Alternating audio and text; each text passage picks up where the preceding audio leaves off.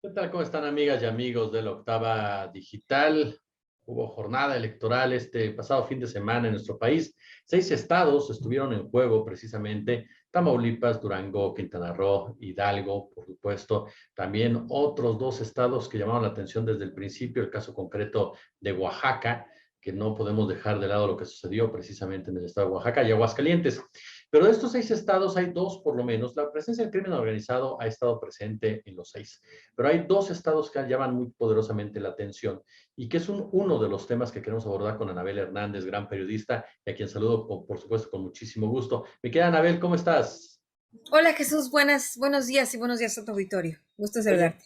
oye, mi querida Anabel, antes de entrarle al tema por el cual también, por supuesto, te molestábamos, que es este tema del pacto entre la familia de Joaquín Guzmán Loera y la Cuarta Transformación, yo sí quiero preguntarte tu postura como periodista de lo que pasó este fin de semana, por ejemplo, en 2 entidades en donde el crimen organizado ha estado más que presente. Tamaulipas, precisamente en donde gana Morena, y el estado de Durango, en donde lo retiene la alianza encabezada por el PRI. ¿Cuál es la sensación que te deja lo que pasó el fin de semana, sobre todo después de una semana en donde muchos estuvo discutiendo la presencia del crimen organizado? Bueno, yo creo que habrá que todavía estar esperando, digo yo, que se resuelva, que termine el conteo de los votos y ver realmente cuál fue el porcentaje de votación en estas dos entidades, porque me parece que este porcentaje de participación es lo que nos podía dar algún tipo de más información sobre si la gente tuvo miedo, prefirió no ir a votar en su gran mayoría, está desalentada, no cree en las alternativas que hay hoy en día para poder emitir su voto. Yo estaba viendo también un porcentaje de votos nulos importantes, por ejemplo, ahí, sobre todo en el estado de Tamaulipas, donde, según yo, el margen todavía entre los dos candidatos y este margen de votantes que supuestamente anularon su voto, será importante finalizar, esperar a que terminen los conteos específicamente para saber qué es lo que va a pasar ahí, ¿no? El el tema que es realmente interesante, pienso yo particularmente, es el de Tamaulipas, porque a excepción del estado de Yucatán, Tamaulipas, todo el Golfo de México hasta Quintana Roo, toda esta franja del Golfo, pues se convierte en un territorio de Morena. Estos territorios marítimos, tanto el Pacífico como el Golfo, son justamente porque son territorios fundamentales para la llegada de precursores químicos, para la elaboración de drogas sintéticas, para la elaboración de la heroína, para la elaboración de varias metanfetamina, por ahí, por estos mares, por estos puertos llega el fentanilo, y por supuesto, estos puertos también son utilizados pues, para que salga la droga a no solo a Estados Unidos, sino a Europa, Australia, Asia, África. Entonces estamos hablando realmente de que ahora que Morena controla pues prácticamente toda la franja del Pacífico y controla prácticamente ya todo el lado del Golfo, habría que ver qué tipo de fenómenos suceden ahí en el Golfo, sobre todo partiendo de estos señalamientos que hay de que, de que el partido, al menos integrantes de Morena, militantes de Morena, eh, candidatos y ahora gobernadores de Morena, como es el caso de Rocha Moya ahí en Sinaloa, pues establecen negociaciones con el cártel de Sinaloa, tanto con el Mayo Zambada como con los hijos del Chapo y los hermanos del Chapo, que son, dijéramos, las tres entidades, principalmente el Mayo Zambada, la principal entidad, por supuesto, de manera secundaria, los Chapitos y los hermanos del Chapo Guzmán, pues como estas negociaciones que se hacen y cómo Américo Villarreal, que pareciera, si todo indica y se confirman todas estas cifras, será el próximo gobernador de Tamaulipas, un amigo personal muy cercano, que ayudó incluso en la campaña, que estuvo ahí como delegado de Morena en la campaña de gobernatura del año pasado, allí en Sinaloa, y también muy cercano, particularmente muy cercano, un nacido visitante de Badiraguato, ahí del entonces también candidato José Paz López Elenes, ahora presidente municipal de Badiraguato. Veamos de si influye o no influye este puente, este vaso comunicante que tiene el ahora parece gobernador electo de Tamaulipas, Américo Villarreal, con pues el cártel de Sinaloa a través de estos personajes. Veamos si esta vaso comunicante, si esta alianza se extiende o si no se extiende. La idea, la información que me habían proporcionado es que había la intención de poder extenderla, esta alianza que nace en Sinaloa, extenderla hacia Tamaulipas. Lo cual sería además muy irónico, Sí. porque Américo Villarreal, pues todo el mundo sabe, es público, su padre fue gobernador de Tamaulipas, también del mismo nombre. Pero cuando su padre era gobernador, pues era ahí donde el mandamás era el cártel del Golfo. El gobierno de su padre convivía como el después del de Manuel Camazos, la complicidad de Tomás Yarrington. Siempre ha habido estas complicidades en los gobiernos de Tamaulipas con el cártel del Golfo, lo han hecho fuerte, lo han hecho poderoso durante muchos años, y bueno, sería interesante ahora qué viraje va a tomar este estado en materia, desgraciadamente, de crimen organizado. Oye, Anabel, ahorita que mencionabas en esta respuesta lo del pacto entre la 4T y esta facción del cártel de Sinaloa, que realmente son las tres facciones, por lo que entiendo, la Mayo Zambada, los Chapitos y Aureliano Guzmán Loera, perdóname. ¿Cómo opera? ¿Cómo se ha desarrollado este presunto pacto que tú nos estás mencionando? Bueno, Jesús, tú recordarás, si no me equivoco, lo platicamos el año pasado y aquí yo tengo en mis manos las columnas que escribí porque, pues, sí, a muchos les habrá sonado, les habrá llamado mucho la atención la columna, evidentemente por la conexión que hago con Tamaulipas, de este viernes pasado, pero en realidad yo vengo hablando de este pacto y de estas negociaciones de Rocha Moya y de López Elenes con el cártel de Sinaloa, visitas al Mayo Zambada, el beneplácito del Mayo Zambada, etcétera, etcétera, pues desde principios del año pasado. Fue en abril donde publiqué mi primera columna sobre estos vínculos entre Morena de Sinaloa y el cártel de Sinaloa, con un elemento también que hay que señalar, que es este señor Cue, que es el líder del partido sinaloense, que es el mismo Cue que protegió a la chapudiputada en la Cámara de Diputados, es el mismo partido que cobijó a esta mujer. A todas luces, todo el mundo sabía que era la mujer, la diputada local impuesta por el Chapo Guzmán. Bueno, pues este mismo Cue del partido de Sinaloa, en alianza con Morena, pues son los que ganan la elección de Sinaloa el año pasado en las condiciones en que yo señalo. Y lo señalé en abril del año pasado y lo señalé después en junio, después de que se llevaron a cabo las elecciones.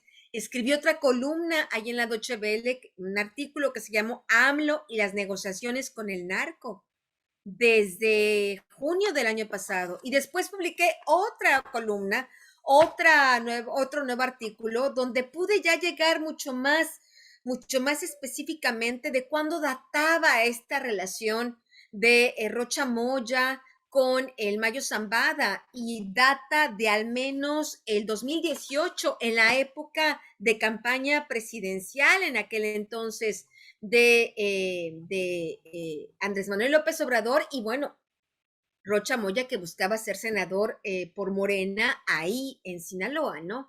De esto estamos hablando, de una serie de informaciones que he obtenido y que he ido recuperando y recolectando a lo largo pues de ya un largo tiempo. Yo empecé estas investigaciones sobre los nexos entre Morena, el partido oficial, cuyo líder moral es el presidente de la República, diría yo el patriarca, el gran padre de familia de esta amasijo de personas con diferentes ideas, del PRI, del PAN, se saltan unos a otros con tal de llegar ahí, tomar un pedazo del pastel.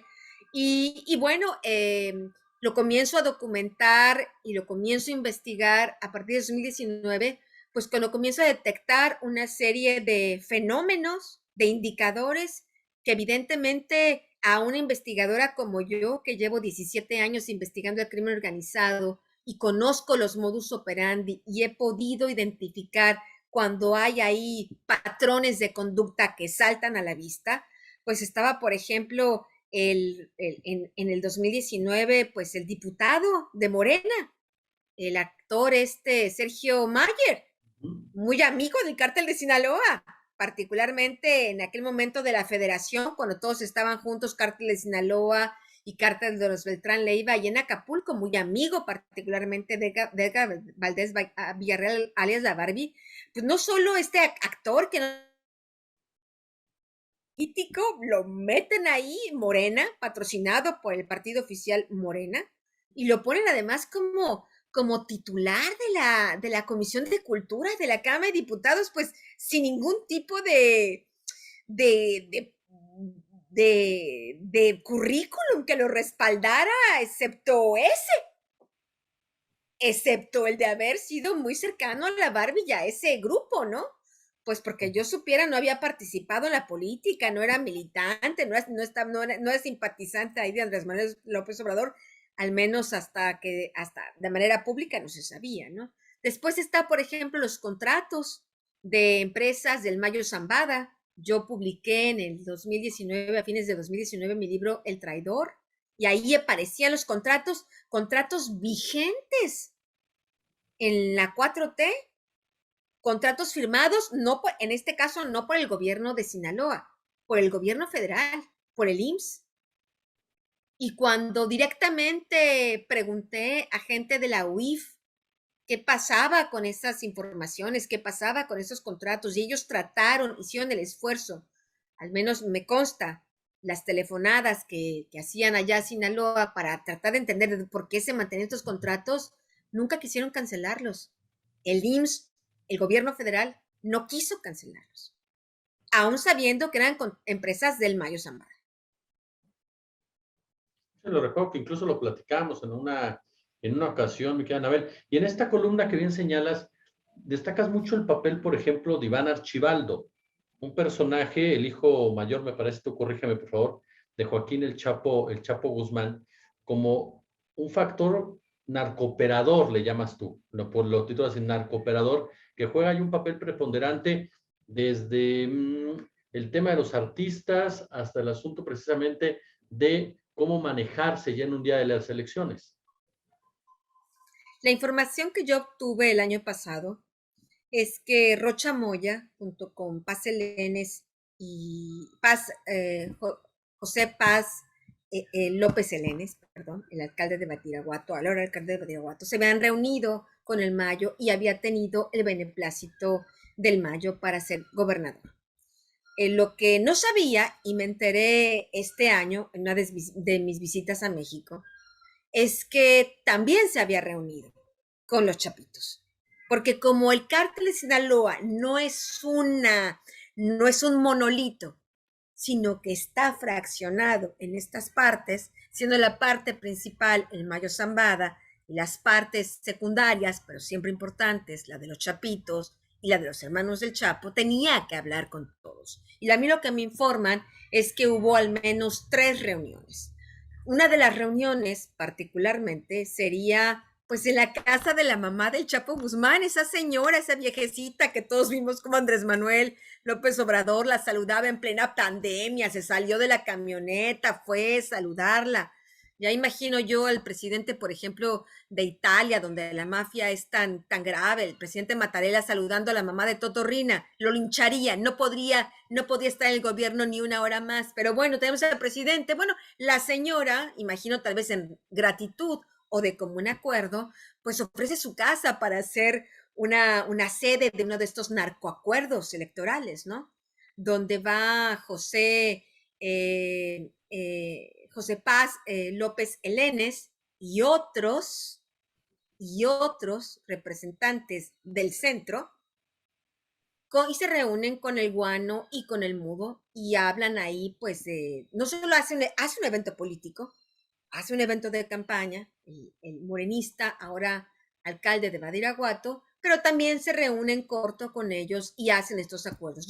Hubo otras 2 reuniones con Iván Archibaldo, Guzmán Salazar, uno de los hijos del Chapo Guzmán, líder del grupo de los Chapitos, dijéramos que él, de los hijos, todos narcotraficantes, todos con órdenes de aprehensión, el propio Iván Archibaldo, pues no es que solo sea el hijo del Chapo, sino que tiene orden de aprehensión, tiene cargos criminales por narcotráfico y otros delitos allá en Estados Unidos. Bueno, pues él se reúne con morenistas también, se reúne y hacen pactos y acuerdos y él se compromete, pues no solo a jalarle gente, raza, como dicen en Sinaloa, convenciendo a músicos importantes que apoyaran, hicieran anuncios, mensajes grabados por Facebook, que giraron por Facebook y otras redes sociales a favor de Rocha Moya, favor que además Rocha Moya respondió directamente con otro email, ¿no? Con otro video que también estuvo circulando en redes sociales, gracias a los músicos de Sinaloa, músicos que cantan narcocorridos para los hijos del Chapo, etcétera, etcétera. Bueno, pues estos son la clase de músicos que apoyó a Rocha Moya en aquella campaña de gobernador. Están los hechos, están ahí los anuncios. Y bueno, ahí después hubo otra reunión donde también el propio Iván Archibaldo, el Chapito Mayor, el líder de los Chapitos, pues se compromete a operar ya electoralmente el día de la elección. Oye, Anabel, el tema de Durango. Durango no parece indicar que lo retiene la alianza. En la columna incluso mencionas que era parte de esta estrategia que se buscaba, tener el control tanto de Tamaulipas, Durango. ¿Cómo puede jugar esto en el escenario que viene en materia de crimen organizado de narcopolítica? Con el Bueno, hecho de que Durango sigue. en materia de Durango, antes y después de estas elecciones del domingo, pues la hegemonía la tiene el cártel de Sinaloa.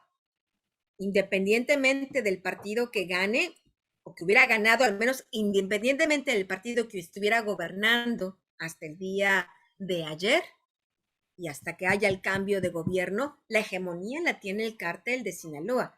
Eso cambiará ahora que llegue esta gobernante del PAN, con esta alianza del PRI-PAN. ¿Cambiará? No lo sé, lo ignoro, pero sí era una hegemonía que tenía el cártel de Sinaloa independientemente del partido que ganara, y es una hegemonía que tiene desde hace tiempo, habrá que decirlo. Y finalmente, Anabel, para algunos la pregunta del millón, oye, estos pactos del cártel de Sinaloa con Morena, ¿lo sabe el presidente Andrés Manuel López Obrador? ¿Cómo los maneja Andrés Manuel López Obrador? Yo, yo planteé una columna que se llama AMLO y las negociaciones con el narco, que es una columna que publiqué, repito, el año pasado, donde hablaba que había este mensajero, Ricardo Peralta, que es otro personaje fundamental en todas estas historias de narcoacuerdos, donde lo habría mandado con Sinaloa y con otras organizaciones criminales para tratar de establecer la Pax mafiosa, donde el acuerdo era: ustedes hagan, los dejamos hacer, los dejamos pasar, pero por favor disminuyan la violencia, que ya no haya tanta violencia. El único cártel, de acuerdo a esa información, que no estaba de acuerdo en esta Pax mafiosa era el cártel Jalisco Nueva Generación, al que realmente públicamente el gobierno de Andrés Manuel López Obrador, pues dijéramos, es como el cártel más perseguido entre lo poco que se persigue en México en estos temas. Pero curiosamente, y recordarás, hace no mucho tiempo, hace no muchas semanas, fue detenido el líder del cártel del Golfo, un pariente de Ociel Cárdenas Guillén, ahí en Tamaulipas, antes de las elecciones. Yo no sé si esto sea un signo, una señal. Eso tendremos que estar esperando ver qué es lo que pasa si realmente Américo Villarreal toma el poder, qué va a pasar ahí. A mí me preocupa la situación de Tamaulipas porque el cártel Sinaloa desde al menos el año 2000, 2001, 2002 ha intentado invadir Tamaulipas. De eso se trató el operativo México Seguro, instaurado por el presidente Vicente Fox cuando inició su administración. Manda el ejército, manda a la Secretaría de Seguridad Pública Federal, pero no pues para rescatar a la gente de Tamaulipas, sino para entregarle la plaza a el cártel de Sinaloa. Esto viene perfectamente explicado en Vicente Zambada Niebla, viene explicado en diferentes documentos judiciales del gobierno de Estados Unidos, pero por supuesto el cártel del Golfo, que es un cártel que existe casi tan antiguo como el cártel de Sinaloa, pues nos iban a quedar cruzados de brazos, o si el Cárdenas Guillén crea a los Zetas y se arma ahí pues todo este desastre que hemos sufrido durante años, y finalmente Sinaloa tuvo que retirarse y no pudo conquistar Tamaulipas, ni siquiera en el gobierno de Calderón, que volvieron a intentarlo con la ayuda de Genaro García Luna, de nuevo estos operativos para golpear a esta organización criminal. Los Zetas quedaron muy diluidos, etcétera, etcétera, pero aún así no han podido entrar, no han podido controlar. ¿Qué va a pasar ahora? Estos pactos que están en Sinaloa, que están vigentes, que funcionan hoy en día y que se supone, de acuerdo a la información de una de las personas que directamente participó en las reuniones, la idea es pasar este mismo pacto a Tamaulipas. ¿Qué significa? Que Tamaulipas se le va a entregar al cártel de Sinaloa, provocar otra guerra sangrienta en estas organizaciones criminales, porque yo no creo que el cártel del Golfo vaya a ceder la plaza así como así. No lo ha hecho en 20 años, no creo que lo vaya a hacer ahora, pero realmente es preocupante la situación, y es muy preocupante que bueno, ninguna de estas columnas ha sido desmentida por el gobierno. Mis columnas nunca han salido en estos miércoles de fake news.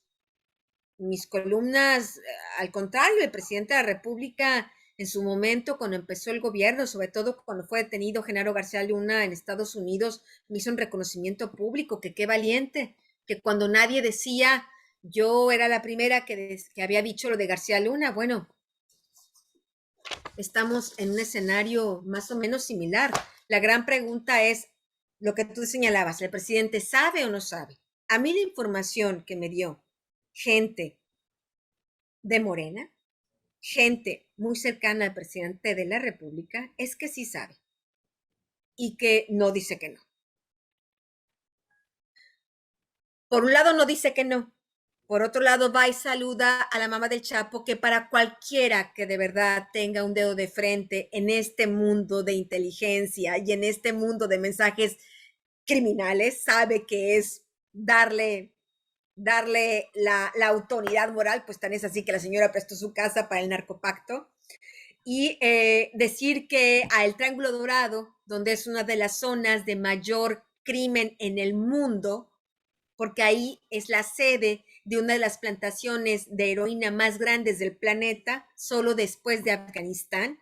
Decir ahora que estos criminales que roban, que matan, que violan, que abusan de las mujeres, etcétera, etcétera, son gente trabajadora y buena. Bueno, pues si la gente no quiere entender de qué se trata esta historia, pues que no la entienda, pero que después no nos hagamos los sorprendidos como Rosa Calderón de, ay, yo no sabía qué estaba haciendo García Luna, no lo sabía.